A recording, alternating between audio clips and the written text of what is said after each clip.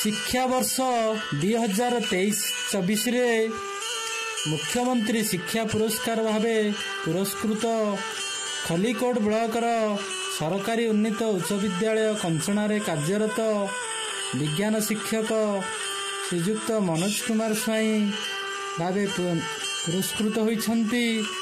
ଏହି ପୁରସ୍କୃତ ପାଇଁ ଆମେ ଗର୍ବିତ ଓ ବାପା ମାଙ୍କୁ ସମ୍ମାନ ଜଣାଉଛି, କାହିଁକିନା ସେମାନେ ହେଉଛନ୍ତି ମୋ ପିଣ୍ଡର ଅଧିକାରୀ।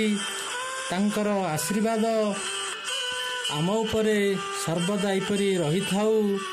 ତତ୍ସହିତ ବିଦ୍ୟାଳୟର ପ୍ରଧାନ ଶିକ୍ଷକ, ଛାତ୍ରଛାତ୍ରୀ, ସମସ୍ତ ଗୁରୁଜନଙ୍କ ସ୍ନେହ, ଶ୍ରଦ୍ଧା ଓ ଆଶୀର୍ବାଦ ରହିଥାଉ।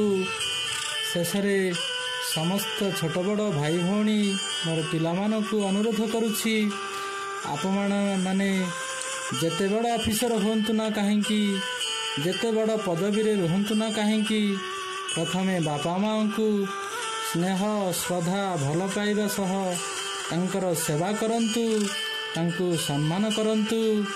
ତାଙ୍କର ସେହି ସମ୍ମାନ, ସେହି ଖୁସି ଆପଣଙ୍କ ପ୍ରଗତିର ବିକାଶରେ ନିଶ୍ଚିତ ଭାବେ ସହାୟକ ହେବ। ପାଳନ କଲେ ଆପଣଙ୍କ ଉଚ୍ଚ ପଦବୀ ପ୍ରାପ୍ତ ହୋଇପାରିବେ, ଜୀବନରେ ସକ୍ସେସ୍ ହୋଇପାରିବେ।